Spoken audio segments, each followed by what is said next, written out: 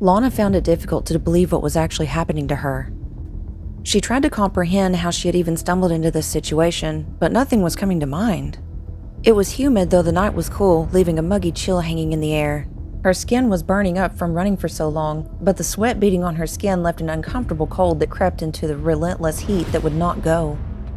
What made this worse was she had no idea where she even was. With no landmarks within sight, the direction she was heading was unknown. It was better than what was behind her, as she heard it picking up pace. The moon was nearly full, but not quite, as it hung high in the air, shedding dim light through the thicket of trees she sprints through. The only thing that she could remember was her actively trying to escape, but nothing before that or even why. She felt terror when she came to as she was fighting against the barred windows. When she heard a sound behind her, she turned and saw a man creeping towards her with his hands curled like he was going to pounce on her. When she realized the window was nothing but a dead end, she bolted to the nearest doorway. He was shouting at her, but she could not understand anything he was saying. All that she knew was he sounded angry, and this frightened her. What had she done? She didn't know. Her main goal was to escape him. As she came to the first door, she pulled her fist up to her chin and stiffened her arms as her elbows collided with the bar on it, flinging the door open. It hit the wall behind it with a loud echoing bang, but she did not stop. Several pairs of eyes suddenly looked at her as her stomach twisted in knots. Each set of eyes were wide with alarm as their bodies stood quickly and all limbs became rigid while they faced her. 20 paces ahead of her was another door that looked promising as she pushed herself to run faster. The alarmed-eyed bodies only stood for a moment before lunging at her. Though it was a terrible mistake, she let out a shrill cry. If there were more, this only advertised her and her position. One of the bodies came close to her as she swung her fist at it. It backed away quickly, dodging her attack, but this still brought her another second or so. Arriving at the next door, she shoved it open in the same manner as the last. Entering the next room, she found herself facing a critical decision she should make on a whim. It was not exactly a room at all. Footsteps were growing louder from behind. Left or right? Turning to the left, she saw nothing but a hall full of doors, and the same to the right with very little difference to distinguish from. Glancing in each direction once more as she hopped on her feet like a jogger would while running in place, she twirled in midair and shot down the left hall. As she ran past, several of the rooms were closed, but some were wide open. The rooms were dark, but it appeared something was in each one. One of them that she passed had several silhouettes inside and looking her way. The hair rose on the nape of her neck, but it did not appear these apparitions desired to pursue her. They remained in their dark rooms while she heard the door that she had come through burst open with a loud echoing blast. Panic was beginning to rise as she begged her legs not to fail her now. Approaching the final door that appeared to lead outside, she tightened her fist and pushed herself to run even faster. From the corner of her eye, she saw something coming from her right at an alarming speed. Another apparition came through a doorless frame with their arms outstretched and ready to grab her. She shrieked as she leaped out of its reach just before it dove towards the ground. Don't fucking run away from me! Where you fucking go? Her heart beat rapidly in her chest as she felt the heat in her cheeks. Shallow breaths drew in air to the hungry lungs, but they would have to wait. There was no time for them. Putting her arms out in front of her, she hit the bar on the door as it swung open, but much slower than the rest of them. This last door weighed much more than the others. Pushing with all of her might, it opened far enough for her to slip through and out into the open. A humid chill hit her face as she gasped from the heat coming off of her body. Avril glanced around at the bodies surrounding her on the stage as she allowed herself to slide down the pole with her right leg curved and her ankle wrapped around it for support. Coming down slowly from the ceiling like a black widow on her web, she gazed upon the hungry eyes adoring her as green bills fluttered onto the platform. With a seductive smile, she locked her sights on a lean and tall young man with a goatee that made her mouth water. That was just her fetish, among the many others that she held within her. His bright green eyes stared at her in awe, though he had no bills to fling her way.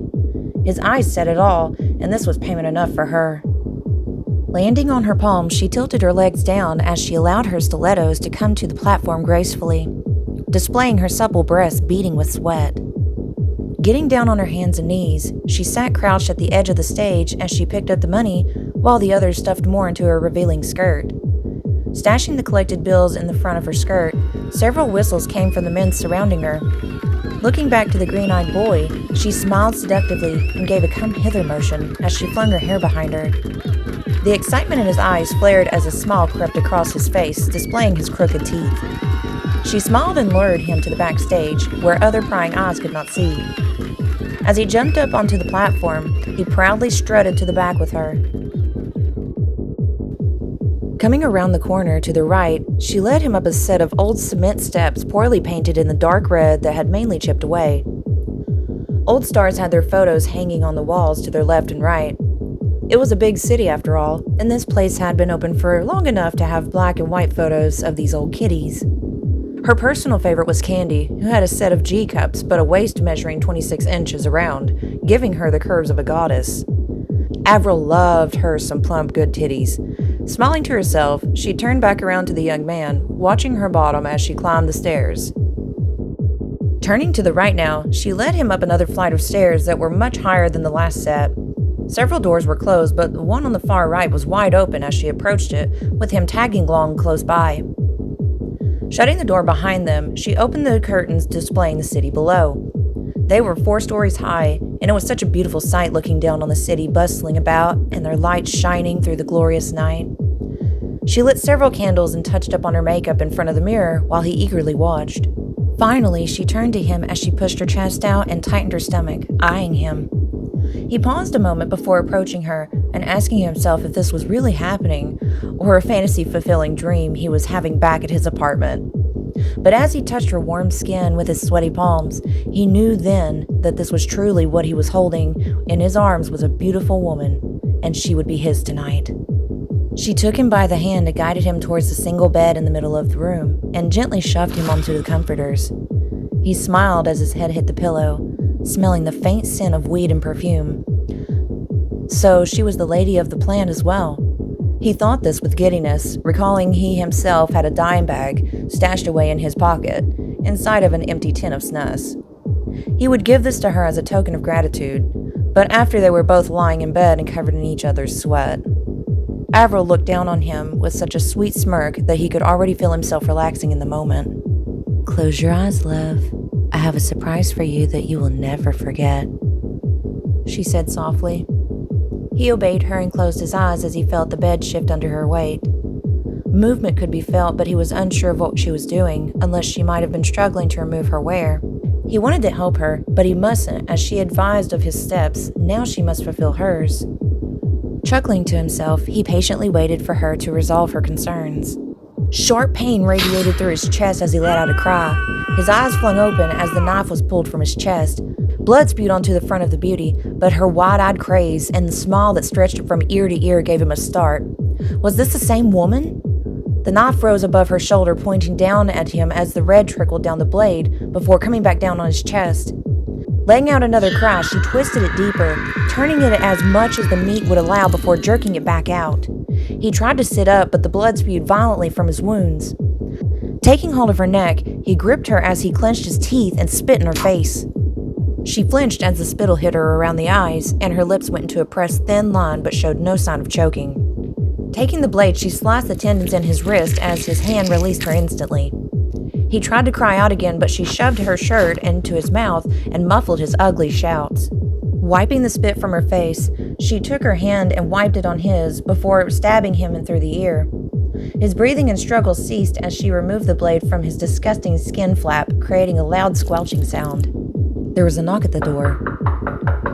"Everything okay in there, Corrine?" the voice called. "Read the sign!" Avril called. She had left a sign on the doorknob, and she heard no more from the irritating speed bump that knocked upon someone else's door. Turning back to the stupid boy who lay before her, she jerked his shirt off and put it on herself, doing the same with his jeans. After she dressed, she put her regular socks and shoes back on and looked out the window. With sudden realization, she checked his wallet first and took any cards and money that was in there, disposing of his wallet itself by shoving it in between his hairy ass cheeks. With her lip curled, she turned back to the window and raised it. She stepped out onto the wraparound ledge and began inching her way around the building until locating a ladder. She climbed down and glanced around to ensure no one was looking, then departed quickly, disappearing into another back door before eyes discovered her. As she entered the new door, her eyes had trouble readjusting at first, but were able to make out shapes.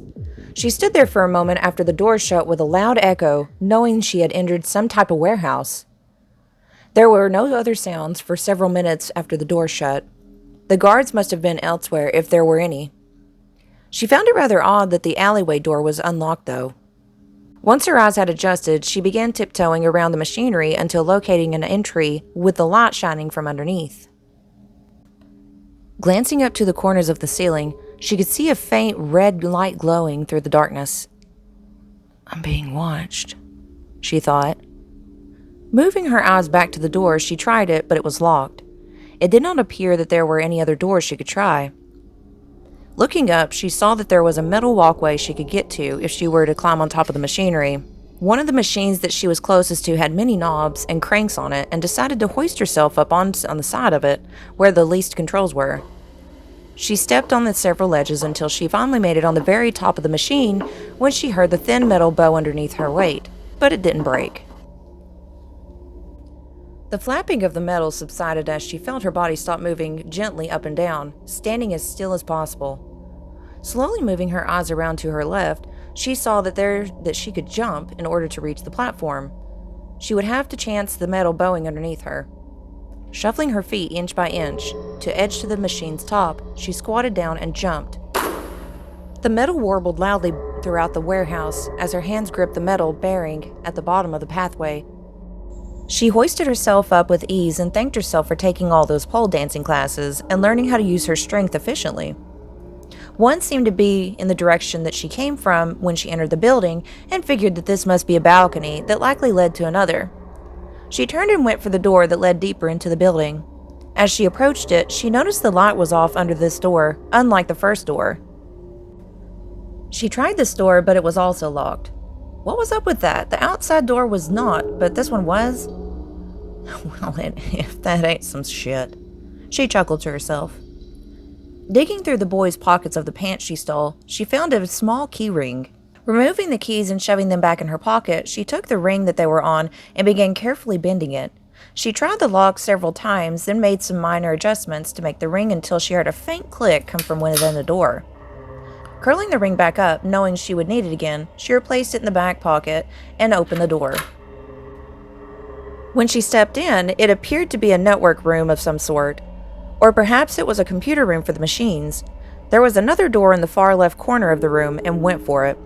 As she turned the knob, she felt resistance on it, and that did not feel like a lock. Releasing it rapidly, she watched the knob turn as she jumped behind the door in the corner between the large computer towers and the door. A man stepped through with the door propped on his shoulder as she heard a click that could have been none other than a gun. A knot formed in her throat as her eyes slowly moved to the corner where she saw a mop and an empty pail. The man stood silent for a moment as he listened before moving slowly into the room. She took the mop when she heard his shoes squeak lightly on the floor. Grabbing the bucket carefully, she turned it upright and stepped towards the man with the gun. As he turned when her shoes squeaked too, she shoved the bucket onto his head and ripped the gun from his hands. "Leave the bucket on your head or I'll shoot," she hissed. The man raised his hands above his head and stood still. "Turn around and allow me to guide you," she said. He obeyed and turned. As he did, she placed the tip of the mop on his back and guided him out the door she had come in and promptly shut it and locked it. He removed the bucket and began banging on the door as she turned back to the door he had come in with a smile. She went through the door and he had come out of and looked around to ensure that there was no one else in sight. She came to a short hallway with several open doors, but all the lights appeared to be off other than the emergency lights. She crept and looked through in each room, but there was no one there. She reached the final door at the end of the hall when she tried it, and it opened right up. She stepped into what appeared to be a storage room. Takesha stepped into the abandoned mill where she was to meet a man named Kirk for the boss man. Kirk was unreliable most of the time and typically came up short on the dough. But this time he gon' pay, she thought with a devilish smile. Her eyes wide with greed and ready for the adrenaline to begin flowing in this junkie, she placed her hand near her butt of the gun sticking out of her jeans. It must be the motherfucker who keeps gypping them on their hard-earned cash. The movement ceased once she was within sight of the little bitch hiding out and waiting for the client to arrive. As she approached him, she came not upon a man, but a kid. A little kid, in fact.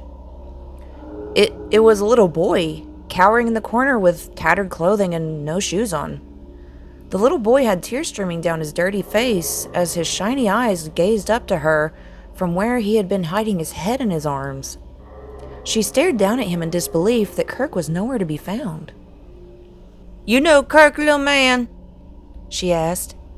He shook his head stiffly, but never let his eyes wander from her. "Who you be?" she asked. Mitchell," he stammered. "Mitchell, my man, why you be in this place so looking like that?"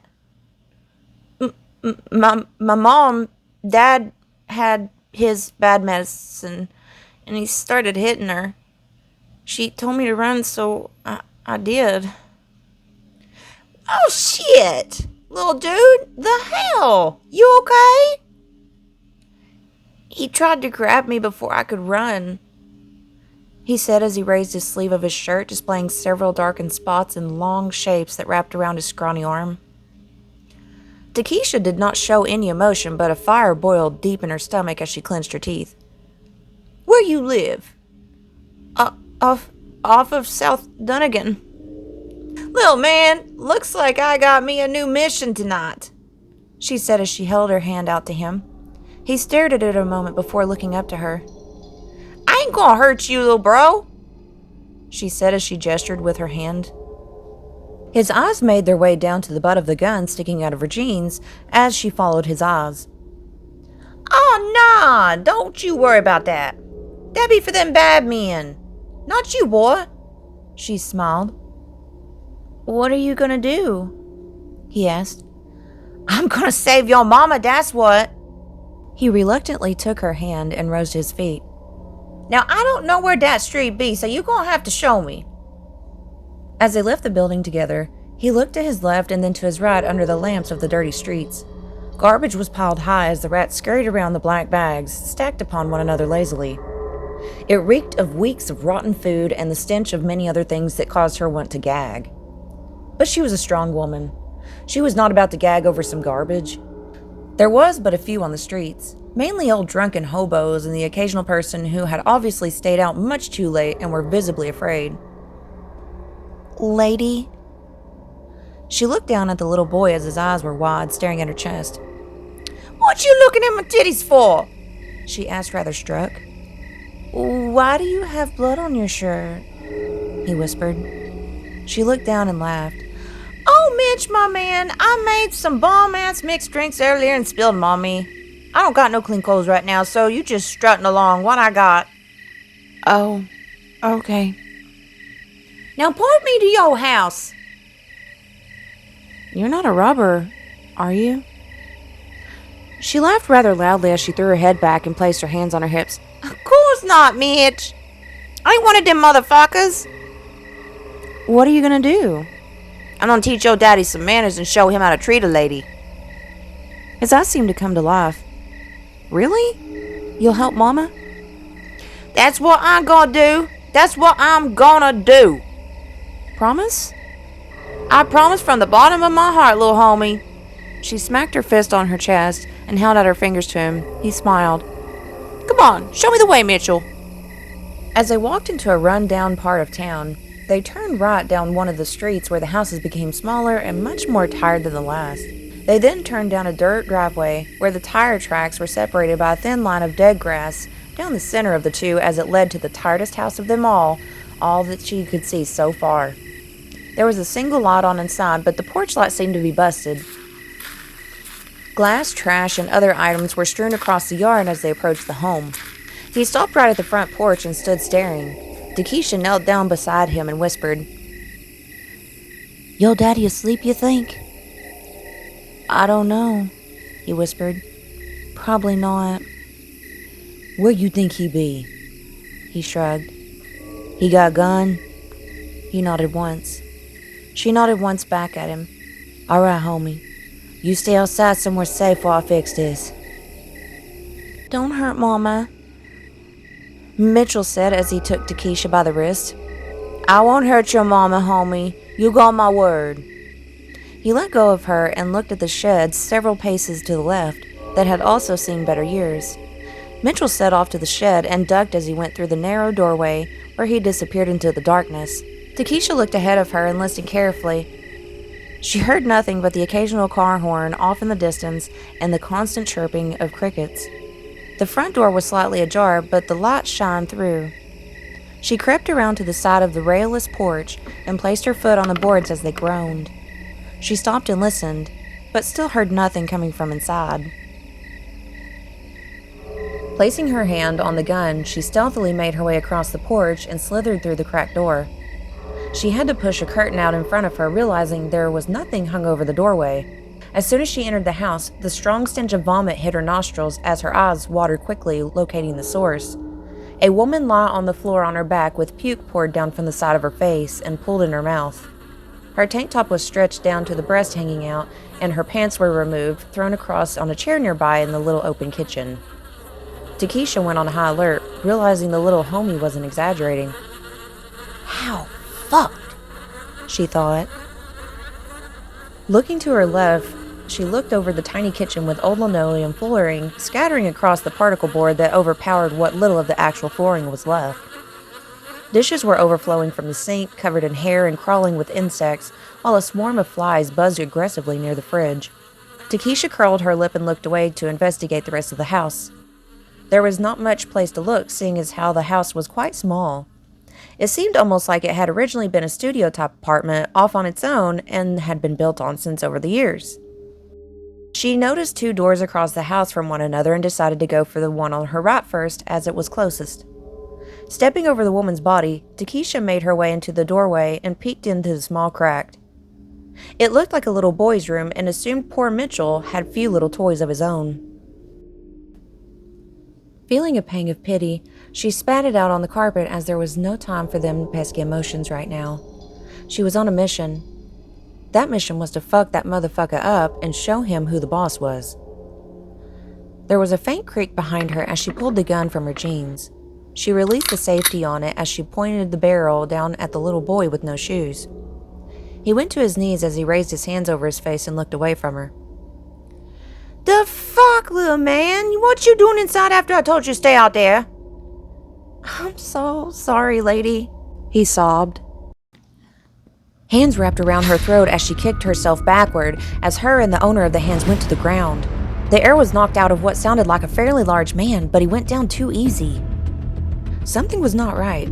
She steadied herself and found her grounding as she forced herself to roll onto her belly and thrust viciously, knocking her tailbone into something soft as the hands released her throat with a howl. As she rolled herself over again, she got to her feet and pointed the gun down at the very stumpy man who lay on the ground growling. "What the fuck?" Takesha hissed. Lambert, get her! The man shouted. Takesha turned to see the back of Mitchell's head disappear behind the door on the other side of the house and into the darkness. There were several small clicks and the sound of something clinking loudly as she turned to the small man and kicked him in the nose, causing blood to spray across his squat face. He went to his back as he grabbed his face and moaned. She spit on him and glanced around to see something black running through the house like a damn bat out of hell. She screamed as 2 heavy hands hit her shoulders, knocking her to the ground. The wind left her lungs with a horrid thud, dust blowing around in her face from the nasty-ass carpet. Takesha coughed as she shook her head vigorously, trying to clear the dust away from her eyes when she heard a deep guttural growl. Her eyes focused on 2 yellow-green spheres with obsidian slits in the center as they swelled with instinct. It opened its mouth as its forehead creased into pure evil. The black and pink gums held in yellowed, broken razors as it unhinged its death trap. It was the most beautiful and horrifying thing that she had ever seen in her life. The weight holding her down was much more massive than she had imagined a black panther would be, but here it sat, crouched on her, and held her down to the floor. Pulling her arm around and under its jaw, she pulled the trigger, spraying blood and flesh out from the roof of its velvet midnight fur, and rained down upon her and the man. She shoved the panther off of her as she rolled and shot the man between the eyes as he fell back to the ground. Takesha got to her feet as she turned and saw Mitchell, or Lambert, standing there in a stance ready to take off running when she hissed. "You ain't my fucking homie, bitch!" "Fuck you, whore!" he spat. The kid looked like a criminal who was aware of himself nearly 40-odd years of living a hard life and yet wore such young skin on his deceitful face. She pulled the trigger again as the kid fell backwards, showing his blackened feet. As the ringing sound hung in her head, she stared at the boy that cried wolf and fooled Takesha for the rainbow parent she was. She realized what a pathetic lunatic she was, actually believing the first kid that cried for help. She should have known better.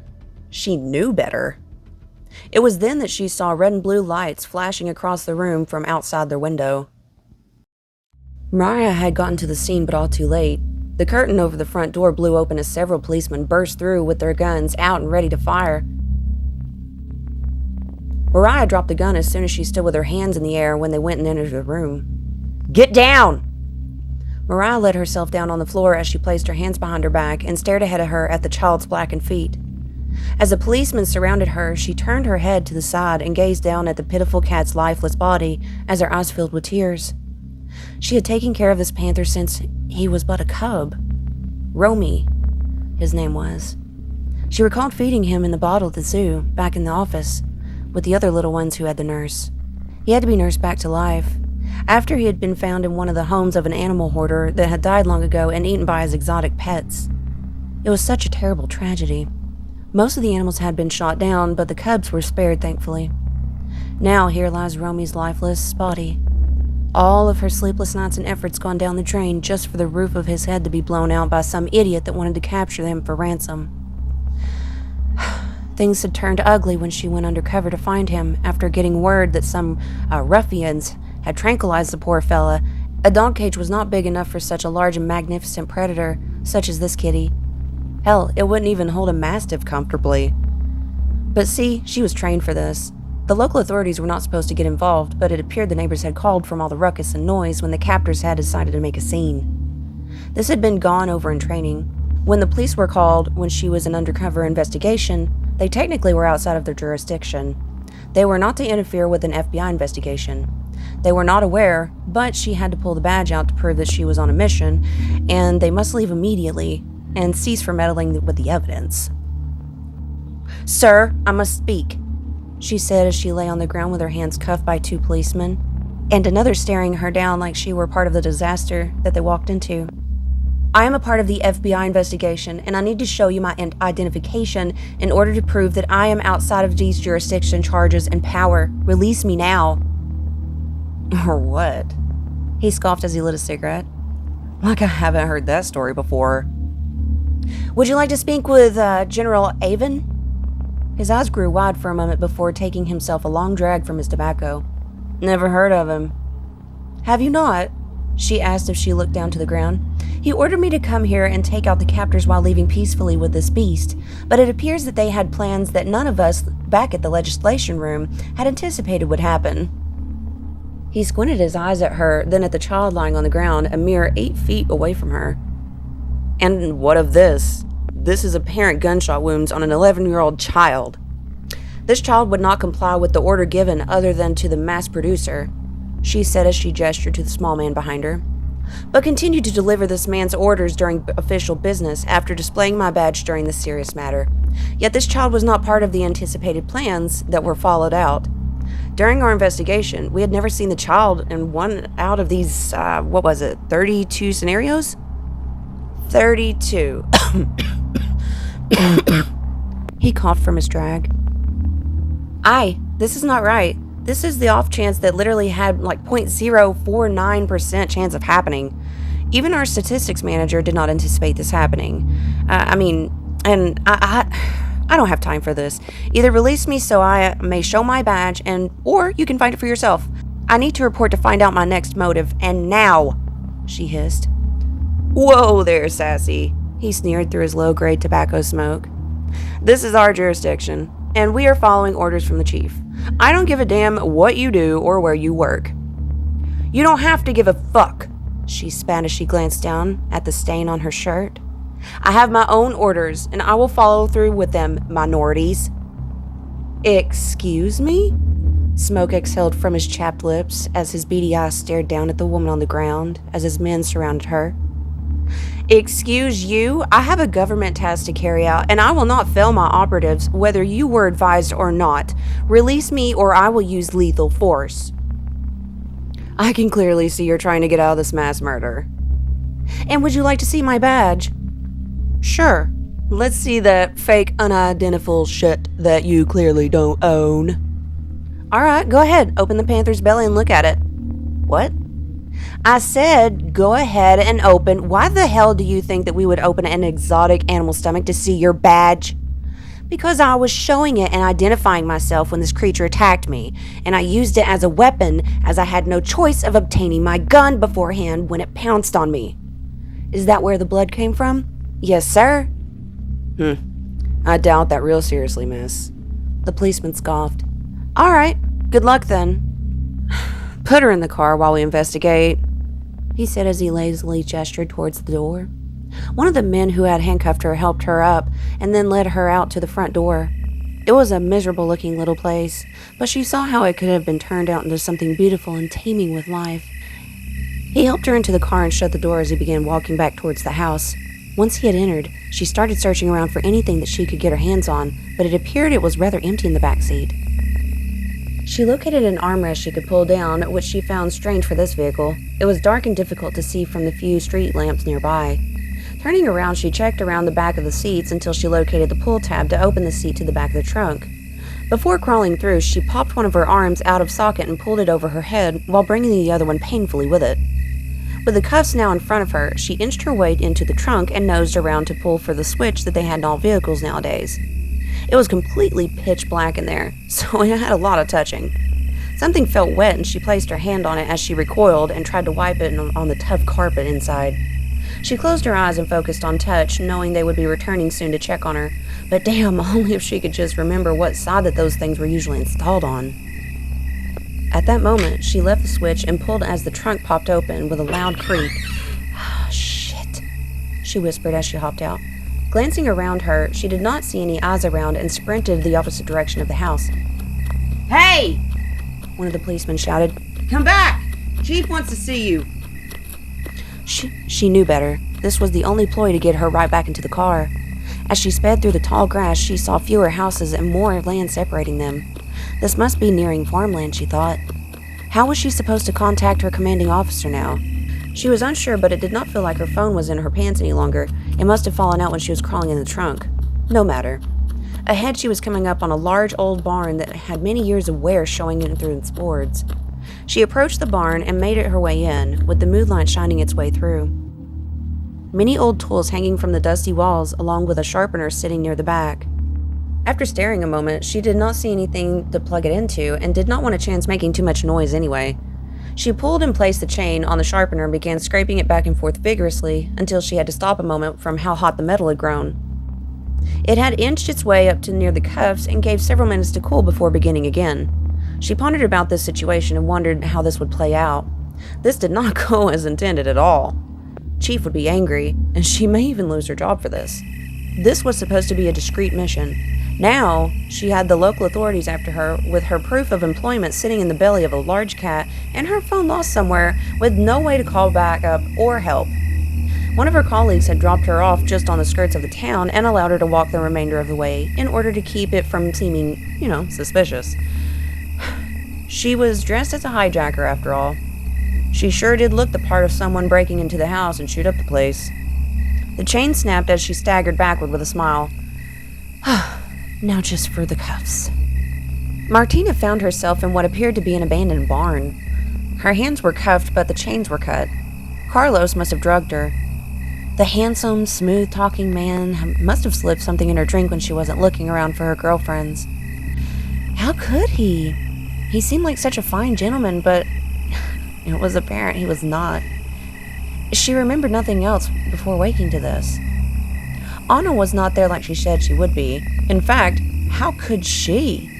She promised to come and back her up on her date if things went bad. Now she was there. Feeling quickly in her jeans, she felt nothing in her pockets and mumbled, Mierda. As she looked around, she searched for anything that could assist her in getting these cuffs off of her.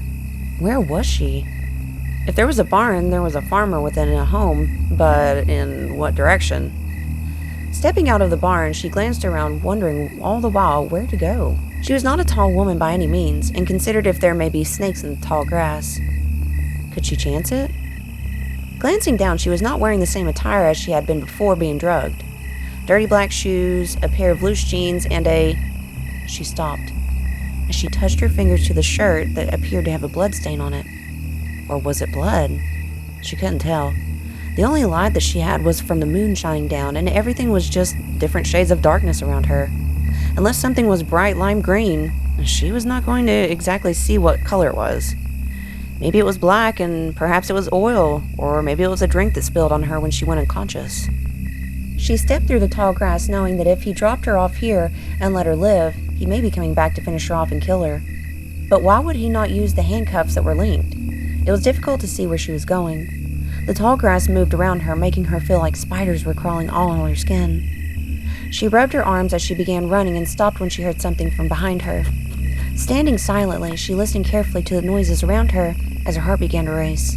Her feet were growing cold as a shiver ran up her spine. Placing one foot in front of her, she heard the noise once again and stopped. Crickets chirped loudly around her as the occasional breeze caused the trees nearby to rustle softly against one another. Footsteps could be heard coming up from behind her after the rustling had subsided before they also stopped. Her eyes grew wide as she stared behind her, feeling goosebumps rising on her arms. She could see nothing but hay and the barn behind.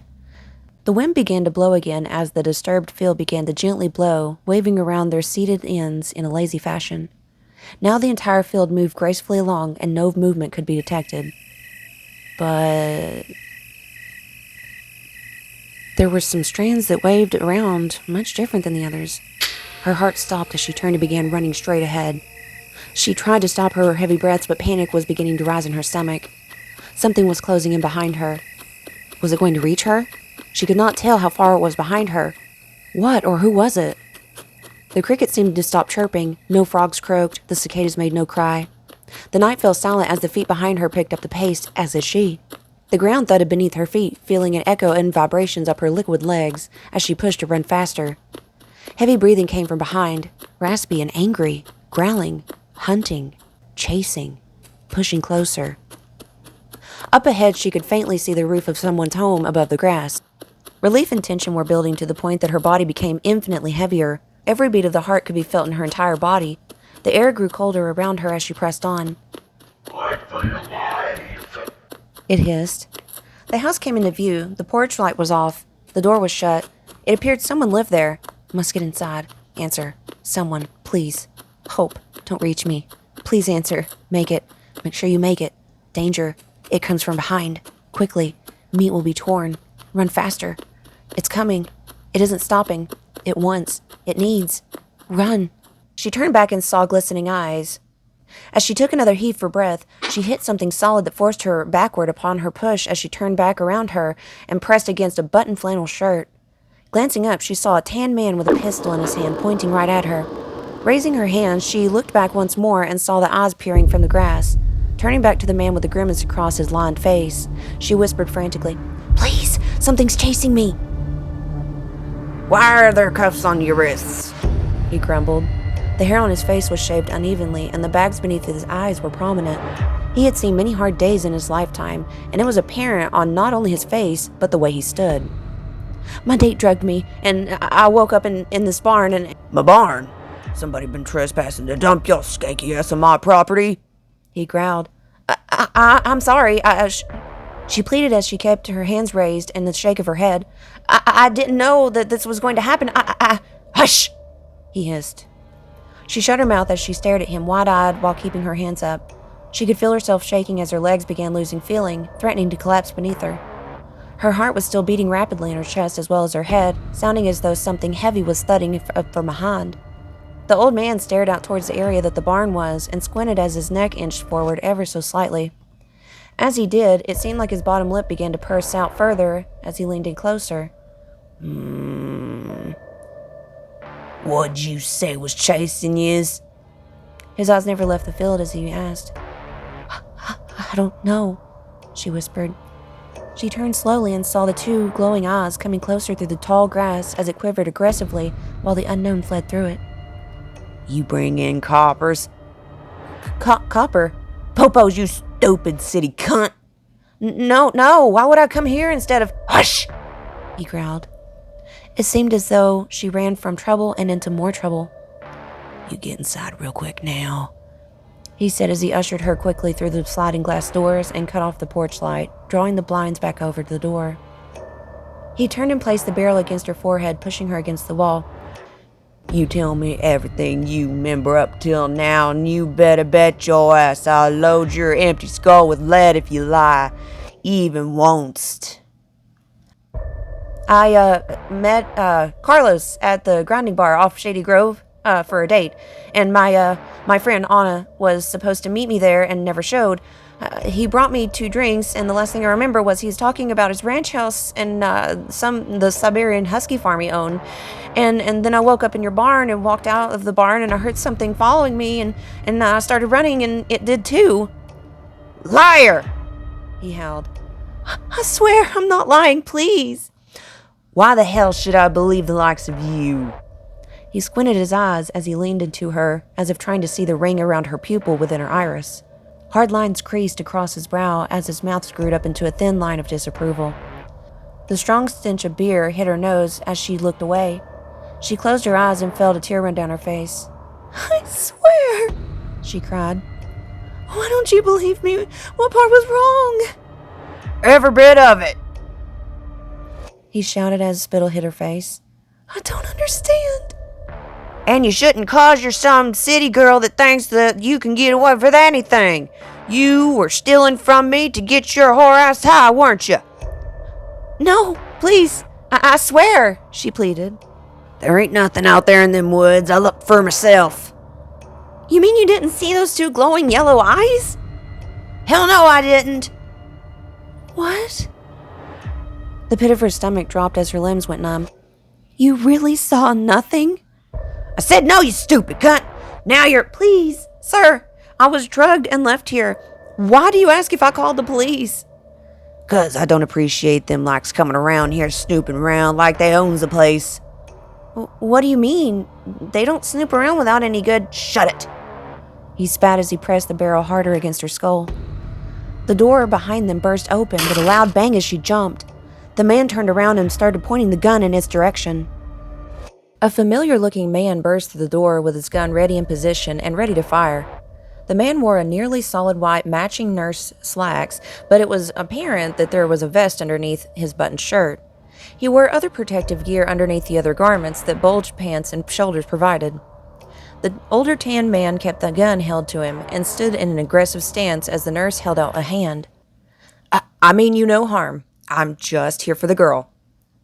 Who followed you here? He shouted. No one. I'm here solely for the girl. Now, if you will hand her over— Nay! He growled. She's seen too much, knows too much. Now and the likes of you do too. Xavier! She screamed. The tan man turned around, pointing the gun to her, and tried to take hold of her when he felt his barrel of another gun pointing at the back of his head. Sir, don't make me do this. I am really just here for the girl. I don't give a damn about what you do or who you are. Fuck off, she's mine now. The tan man snarled. He had taken a hold of her around the neck and placed his pistol against her temple as he smiled, displaying his yellowed teeth. Xavier! Where have you been? She cried shrilly, but it did not sound as though she was under any distress. Shut up, city girl. What you about that Carlos you crying over a minute ago? Who's Carlos? She asked with her head still cocked in his arm and the barrel against her temple, as if in, just a casual conversation.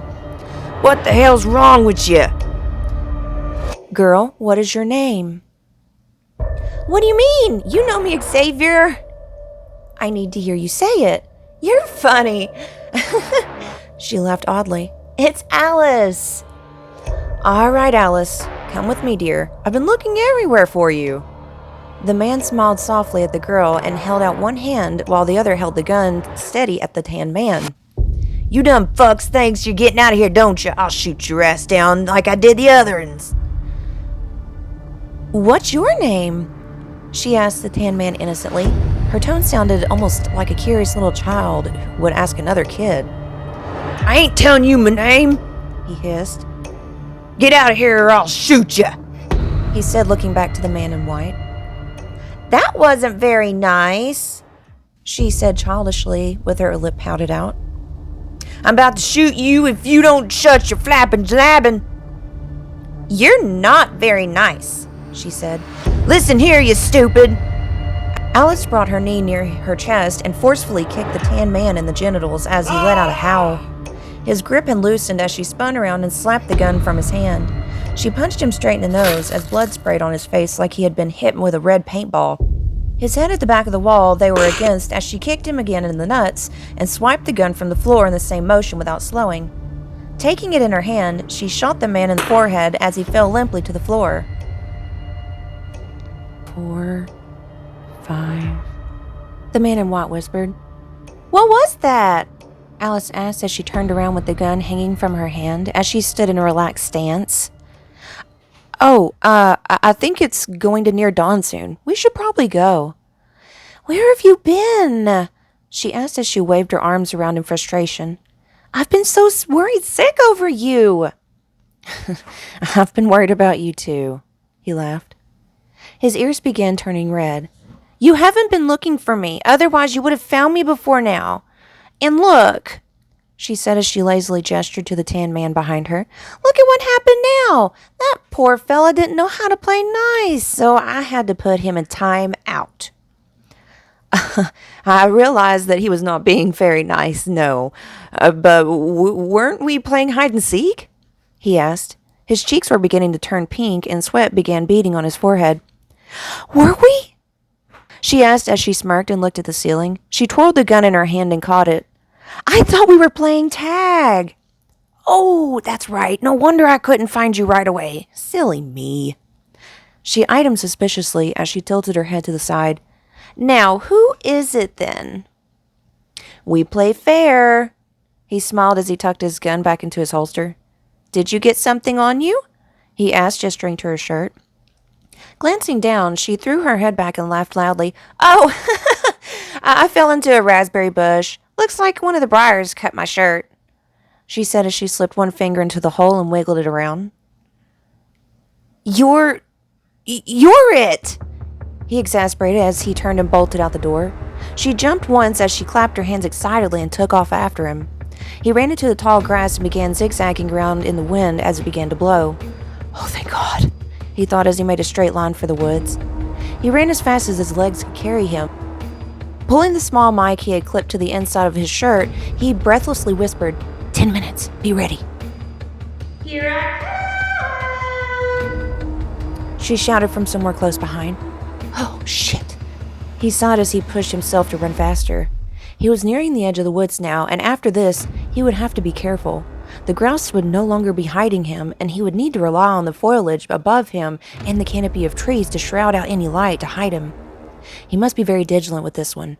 She was extremely dangerous, and he knew this. He was risking his life tonight. He then asked himself if he would be even making it home to lay his head down on his pillow in his own bed, or if he would be found elsewhere. The thought gave him chills. His foot hit the woods as leaves crunched loudly beneath his feet. The sound seemed like it echoed throughout the field of trunks lacking life and the color of this time at night. It would be nearing dusk soon, and he was pursuing her for quite some time now. He had lost her for a while until some of the local authorities had been calling for backup, and she matched the description. He was lucky and yet very unlucky to have found her. From behind her, he heard quickened footfalls falling on the leaves. He could feel the hair rising on his arms as he pressed himself into a sprint. A stitch began to form in his side as he clenched his teeth, but did not slow. He quickly came to an area where there were briar bushes thickly laid out in front of him, and he would have to make a massive detour if he wanted around. As he came upon them quickly, he looked both ways. He thought of how he could not jump over them or push his way through. He was done for. The stitch in his side protested, but he knew that it would have to scream at him for just a little bit longer. The briars were dead ahead now, and he took a sharp left, hoping for a miracle, and he could get around them sooner than later. Jumping over several tree roots jutting from the ground,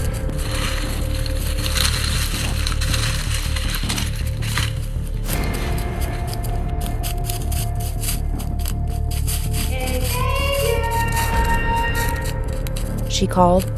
She sounded much too close for comfort, but it was difficult to tell with the sounds echoing slightly around them. Crickets grew louder, and he knew that there was likely a stream or a body of water close by. The trees were growing thicker, and it was getting harder to see. "Don't radio me unless I radio first," he wheezed into the mic. "I repeat, do not radio me first." There was no answer, and he hoped that they had been standing by and heard. He could not use his flashlight to see or use his GPS to ensure he was going the right direction, but he felt it was. He would have to rely on instinct. His foot hit the edge of a steep hill as the loosened dirt gave way and went headfirst down on the ground. His face hit several rocks and sproutlings as sticks and twigs scratched his face and cut up his neck. Placing his arms in front of him, he tried to grab anything in front of him to stop, but only succeeded in slicing his right hand on something. The sting bit through his entire arm, shooting up his shoulder as a pain hit his ear. "Fuck!" he hissed quietly. Alice squealed as she jumped from the ledge and went sliding down the hill as if she were surfing. "Found you!" "We're not done yet! You still haven't tagged me!" He had to close his eyes as leaves and dirt flew up, stinging the fresh wounds. Turning on his side, he began to roll, but thought he may be able to catch himself and begin running again, but had no idea where the bottom of the hill would be. She was catching up to him, and he was failing miserably. If he did not get a grip on himself, he would soon be caught and game over, he thought sadistically. As she jumped from the cliff, she heard him moaning and smiled. "Ah, found you!" From just up ahead, she heard him. "We're not done yet, you still haven't tagged me!" She began surfing down the hill and held her arms out to keep balance as she heard a lot of commotion of leaves flying about, limbs snapping, and something skidding horribly.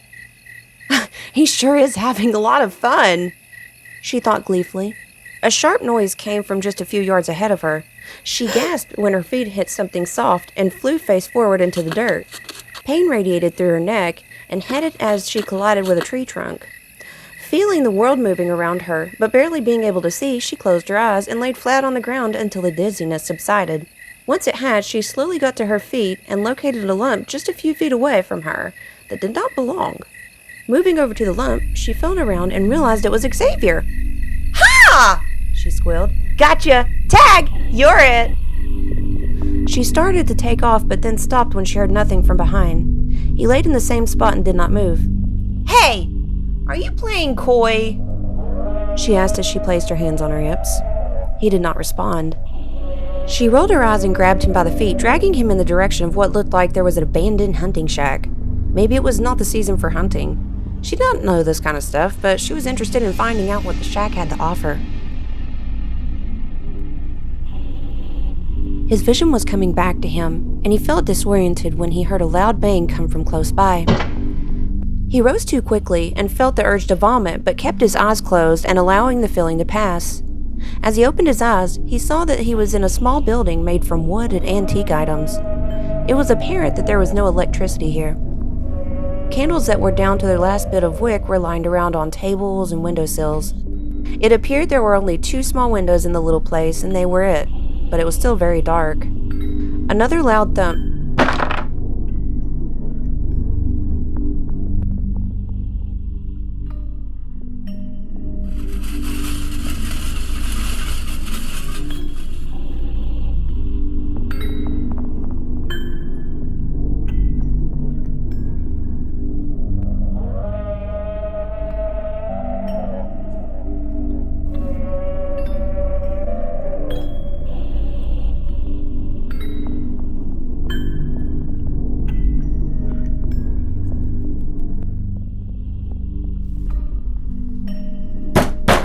Dust scattered around the ceiling that seemed as though it may fall in soon. He closed his eyes so it would not get in them, but wondered if it wasn't the person causing it, then who or what was? Too concerned to use his mic and call for backup, he did not know who the person was in the shack with him, and he wondered what to do next. He did not know what was going on outside and was more afraid of this than the person inside with him. Near this person was an old fireplace made from rock with a pile of ash sitting inside. It did not appear as though it had been used in quite some time. "Alice?" he asked just above a whisper. There was no answer. There was no movement.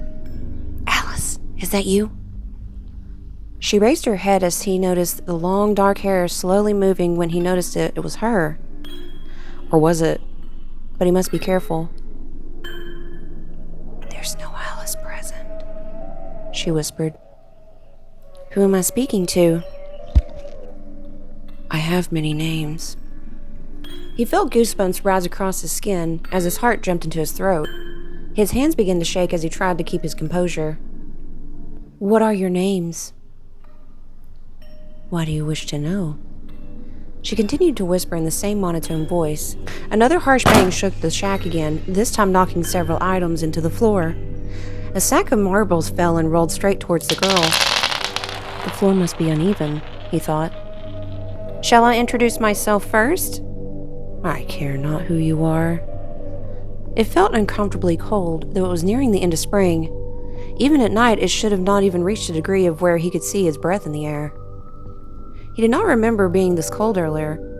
There was an unsettling quiet between each bang as his ears began to ring again. The marbles had settled and were replaced with a chilling silence that made his stomach twist into knots. "May I ask where we are and what's causing this building to shake?" He could hear his own voice shaking and felt sweat beading on his brow. She did not respond. "Ma'am?"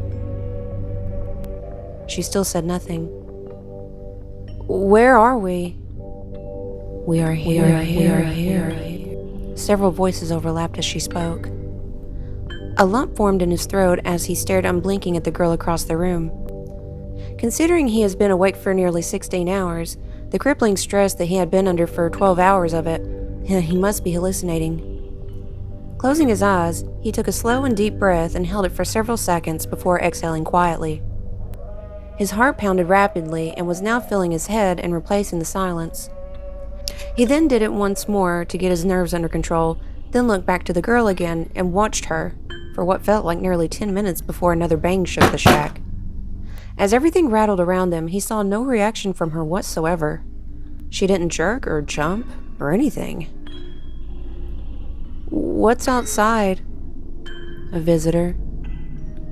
"Who's the visitor?" "Temporary." He looked down to his feet, then back to the corner. "A temporary visitor? Aren't all visitors temporary?" he asked himself. She said nothing. The wind began to blow outside as the leaves scattered about, scraping along the sides of the shack and quickly flying by the window. "How long have we been here?" he whispered as he stared at the creepy change of weather. "Time has no relevance." "What does then?"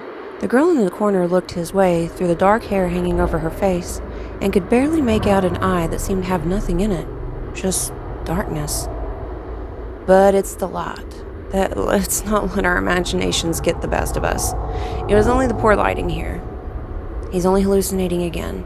It's a perfectly plausible explanation." "Our temporary visitor?" "The temporary visitor is relevant?" She remained silent as she stared at him and made no movement. It did not seem as though she was looking at him, but looking in him. And no matter how much he wished to look away, he could not force himself to. The shack shook harder than it did before, knocking everything that hung on the walls to the floor. She made not a single move as the ground beneath them shook and items came tumbling down. Nails on the windows scraped as he slapped his hands over his ears and cringed. It tickled inside of his throat as his teeth felt as though he bit into ice cube while his entire body shivered. His numb hands grabbed for the mic as he went about to press on the communication button when he suddenly stopped as she let a low guttural hiss. "Am I going crazy?" he asked himself. "No." "What are you?" He began slowly using the heel of his shoes to push himself backward against the corner closest to him. She hissed again. Who are we?" he stammered. We are Anima Devorator. What the hell does that mean? His heart felt like it may beat out of his cage. Soul glutton. "Look," he said as he licked his chapped lips and wiped his forehead. "Listen, Carmen." Carmen's not here! Overlapping voices screeched. The girl's hair began flowing as if she were drifting in still waters like eels slowly dancing in the darkness. "Where is she?" he exasperated. The in-between. "Where's that?" "Not here." "Stop running in circles with your answers, Carmen." Carmen resides not in this vessel. "Then who does?"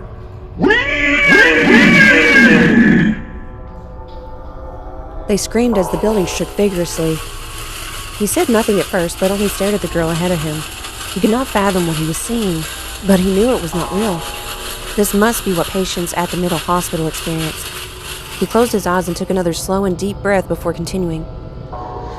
"Listen, whoever you or we are, it's time for us to get back to where we belong. We are waiting." "Waiting for what?" "The visitor." "The temporary visitor?" She said nothing. "When is this temporary visitor supposed to be here? I thought it was already." "The visitor has not come through yet. The visitor is troubled greatly."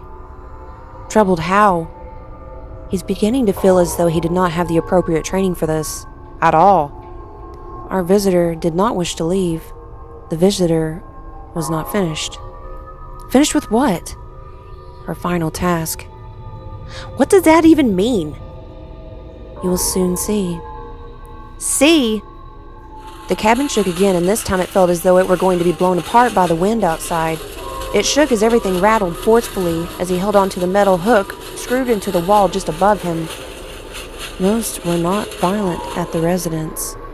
Residence? Where the vessel resided. The Northshire Asylum? Look, it's time this stops. We're in danger. We are not.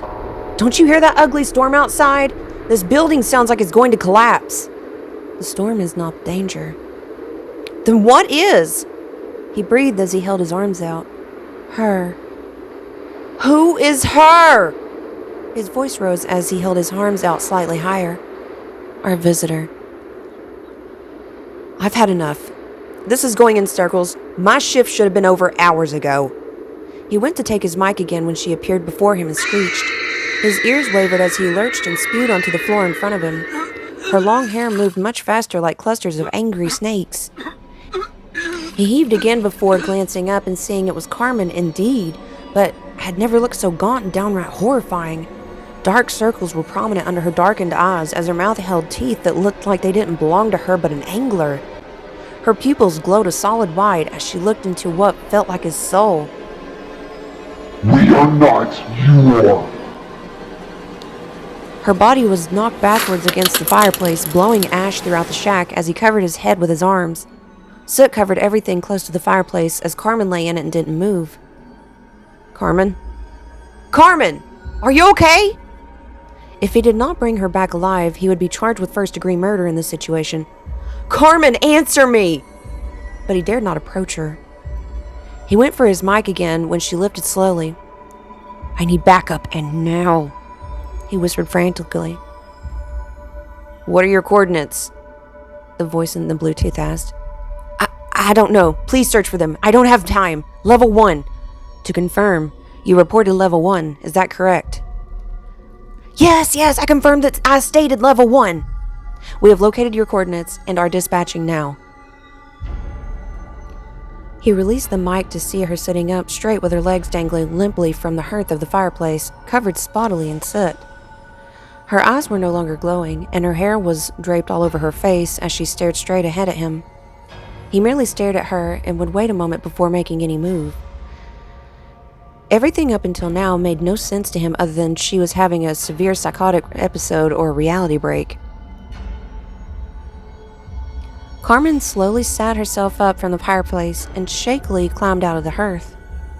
Her shoes were gone and her clothes were more tattered than ever before. The collar of her shirt was ripped to the point that her left sleeve had been torn apart and only had the right shoulder clothed. He could clearly see the veins in her face and neck were bulging frighteningly, as her heart were going to fail her at any moment. As she stood upright, her legs quivered beneath her, but only for a moment before she steadied herself. Her head jerked slightly as her eyes stayed on him, as if she were studying him. Who am I speaking to? He asked. He braced himself to be scolded for inappropriately questioning the personality inside of her that was present now. He had never seen a personality like this one before, nor had he seen anything as terrifying. The girl breathed in sharply as he flinched back against the wall, but never allowed his eyes to leave her. She slowly exhaled for several seconds until it made him feel as though it might never end. It suddenly ended when her mouth remained open as she snapped it shut, clamping her teeth together loudly as she did so. Her eyes slowly grew wider as a wry smile stretched across her face, displaying all of her teeth.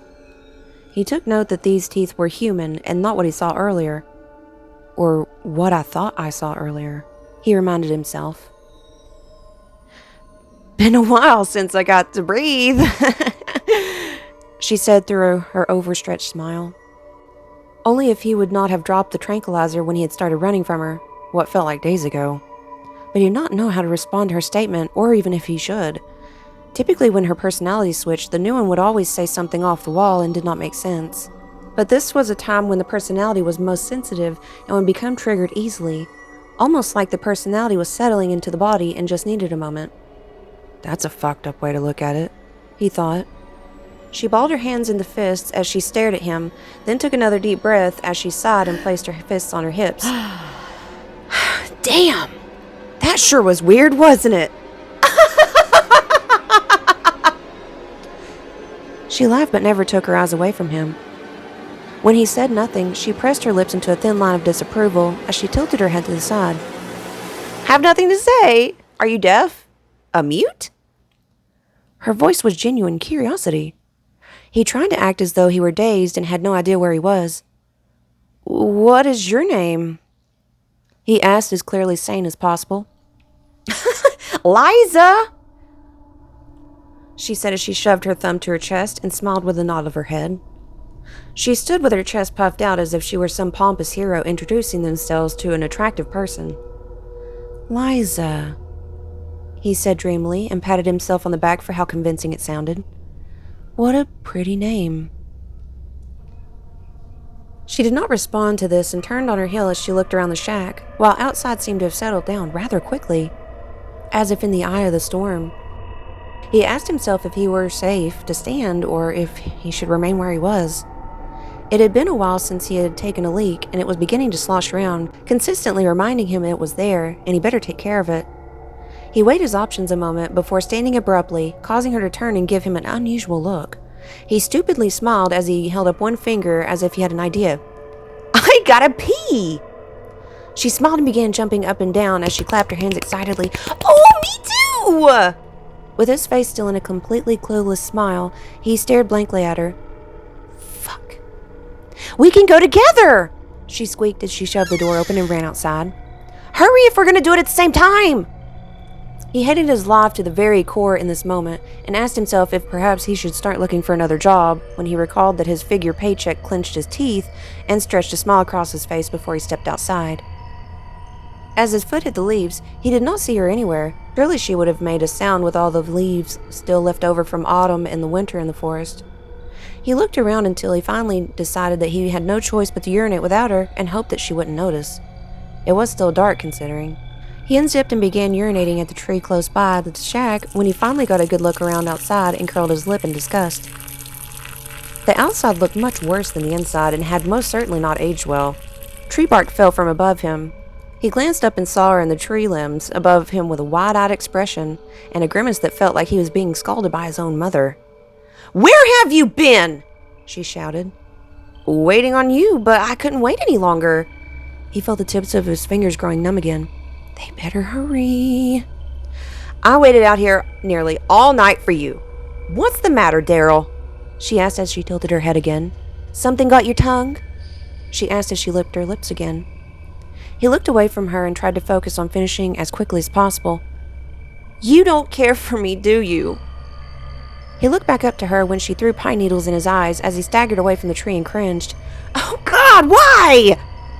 She jumped on his shoulders as he fell backward with her as she clung to him like she was riding a tree falling down to the earth. Leaves and pine needles blew around them in a frenzy, but thankfully this cushioned the blow enough to where he didn't receive too much of a jolt in his head. He looked up to her, but could not see her face with her hair hanging down and shrouding her expression. Liar. What? Liar! What did I do? You lied to me. How? He tried to get to his feet, but she took her heel and pressed him down back to the forest fuller. You said you would be here, ride or die. What are you talking about? They killed me, Daryl. I know what happened. I remember. She went on as she backed away from him, pressing her nails into her face. I remember it all of it. Liza, let me get up and we'll sit back down in the shack and we'll talk, he said as he got to his feet. He began brushing off the debris when he heard her coming from the side quickly. She came full speed ahead with a large stick in her hands, held back as if she were going to burst a baseball out of the field. From above, he heard the whoosh of the stick fly past him and felt the wind coming off of it. Oh shit, this one's gonna hit hard, he thought. He took several jumps back from her and made sure to keep his eyes on her this time. She was already rearing again and about to take another swing when he caught the stick and tried to jerk it from her grip, but she held fast. He gave it another strong tug when she brought her leg up as her foot collided with the bottom of his chin. Sharp pain circulated through his tongue as his teeth bit down and tasted the saltiness of blood. The stick slipped through his grasp as he stepped back and stared at Carmen. Or Liza, should I say. Stop it, I'm not Daryl. She lowered the stick as she stared at him a moment, saying nothing. The crickets all around them could be heard again, chirping and filling the outside world with sound. The occasional hoot of the owl could be heard off in the distance. What? She breathed. I'm not Daryl. My name's Nick. Nick, she whispered as she tilted her head. Yes, I'm Nick, and I would like to help you if you'll let me. Help? She spoke in the same soft but confused tone, almost dreamily. Yes, you seem upset, and I have some drinks that we can use to settle our nerves. How's that sound? You really aren't Daryl. How could I not see that before? You're just exhausted, he reassured. Nick! She shouted as she extended both arms above her head with a stick in one hand. Are you kidding? I feel alive! She took off around the shack as he pondered on whether or not he should follow her, but then remembered he had to. As he ran around, he came within several feet of her with the stick flying his way. He knocked it out of the air but saw her picking up an old hatchet and got it in position as she came after him. Her eyes wide with excitement and something empty. An emptiness that felt unnatural. He turned and started to run when the axe flew by his face and stuck into the side of one of the trees. Quickened footsteps followed behind as he heard a squelching sound come from behind. Looking back, she had jerked the axe free from the tree and was running full speed. Turning back ahead, he tried to pick up the pace and wished to all the gods that it was Alice chasing him instead. Run, motherfucker, run! Putting the mic to his mouth, he panted, Level 0! Initiate Level 0! His legs wobbled beneath him as he continued running as fast as his legs could carry him. From behind, the footsteps never ceased their advances, nor did they ever slow. It was too risky to look back, but he wanted to know how close the pursuer was. Though this woman was barely 5'4", she was keeping pace with him. He did not know how much more he could handle.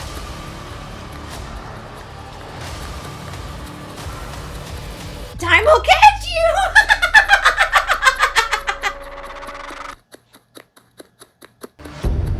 The woman was creepy as shit, and he knew that she was very sick, but sick only gets you so far before someone bites back.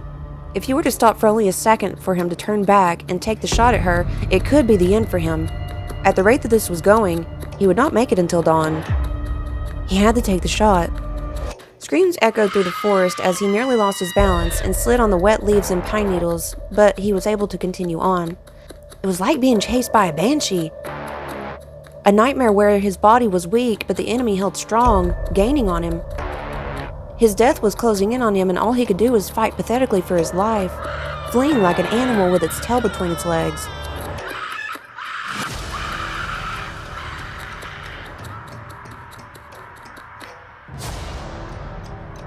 Without slowing, he aimed the gun behind him and took a blind shot. It did not make a sound like it ricocheted off of a tree or leaves exploding. Surely then he had to have hit her. But she made no sound. Her screams had ceased just before the first fire. Glancing back, he saw the blade of the axe miss him by a mere inch as he cried out. She came back around for another swing as he aimed for her hands and took the shot. The axe fell from her hands, but she never cried out. She stood in front of him in the same stance and grinned widely at him with her wild eyes shining from the dim moonlight.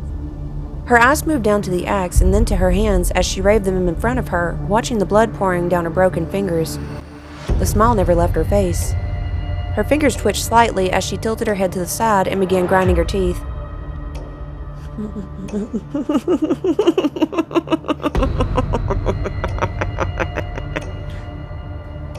He still lay on the ground, stunned with the gun shaking in his hands as he stared at the woman before him. The eyes staring at him began to glow a dim white as she continued to chuckle deeply. Her smile continued to stretch across her face as the human teeth grew slender and sharp. Bones began to snap in her jaws as they dislocated and snapped while her mouth was wide open. Pulling the trigger, it hit the side of her face, blowing a chunk off of it. She never flinched.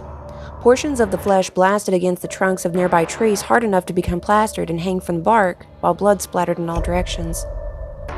"Oh!" he whimpered. With her cheek exposed, rows of what should be molars were nothing but needle-sharp teeth. Small hunks of flesh hung from her face where they were still attached. Her long dark hair rose and began slow dancing around her, but the rest of it was frozen as her eyes burned right through him. Then suddenly she lunged at him as he took another shot, but missed as he dropped the gun and grabbed a hold of her while kicking his legs up, trying to push her off of him, when he heard the overlapping whispers that seemed to float around him. He's the weeds, the flesh caretakers, the flesh caretakers.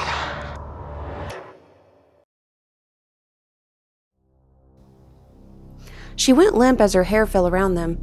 Her head landed next to his as she shoved her off of him and stared at her human face again, displaying nothing but human teeth. Her eyes were closed, but he knew those were human now too. Over here! A man shouted from far away. Leaves were disturbed as several sets of feet bounded through the forest that was beginning to lighten as the sun rose for dawn. Approach with caution. Nick lay still as he stared at the deep, violet-amber sky with its fading glinting speckles across the horizon. The mugginess in the air had returned from its bone-chilling cold, as his skin began to feel the stickiness as they pulled her up from him quickly. But he did not move or look at any of them, merely staring at the disappearing beauty. Heartbeat detected. Facial wound. Cheek has been torn. Gunshot wound in the right thigh. Both hands appear to be broken. Get the stretcher. The voices of the men sounded far off. He did not care that they were there, or that he was there, in fact. He didn't care about lying in dead leaves and pine needles, smelling of sweat, fear, and dirt. He cared not that he had someone else's blood splattered across him. None of it mattered. All that mattered now was the sky above him. He allowed his mind to go blank as the memories of the night tried to return. Shock. Breathing is labored. Get him on oxygen. He felt many hands slip underneath him as he was lifted into the air, but kept his eyes on the fading stars and focused all of his energy on the little dead lights. Burned out, just as she did him. Something clear was placed over his face as a low hissing sound came, as the air on his face became cold. The stars, canopy of trees, and the life around him grew blurry as it faded in the darkness.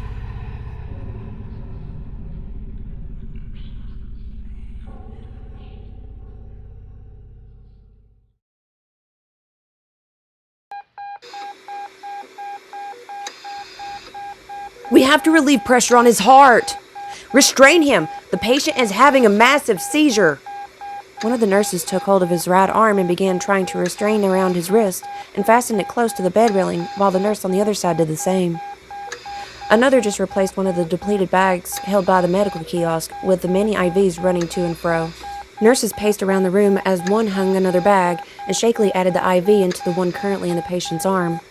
The doctor looked to the monitor as he watched the rhythm of the patient's heartbeat suddenly ceased as the convulsions came to a sudden halt. The doctor came around and began doing compressions on the patient's chest. Cardiac arrest. We need a defibrillator. Stat. Two nurses scurried just outside the room and obtained the defibrillator from the wall and ran back in the room as the others dispersed at the far ends of the room to give space. Others scrambled about in the room as they obtained their tools to fight for the man's life, as the doctor did the same while he shouted instructions to the others.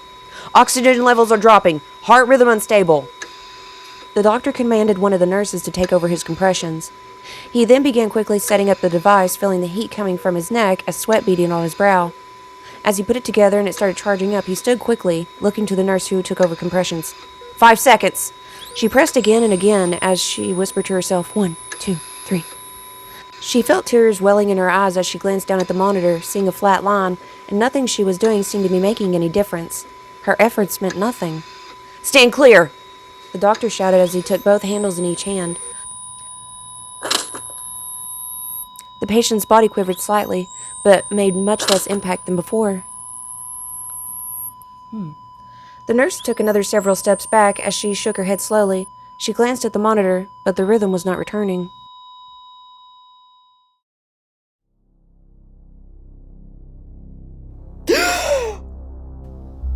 Nick inhaled sharply as he sat upright in the bed as he looked around the empty room through the long dark hair that draped over his face. Looking down, he saw he was restrained in the bed in the patient's room, but then he noticed his hands appeared crippled and were in braces. His heart beat rapidly as he looked to the mirror near the single sink at the far end of the room and stared back at Carmen's face as he screamed in her voice.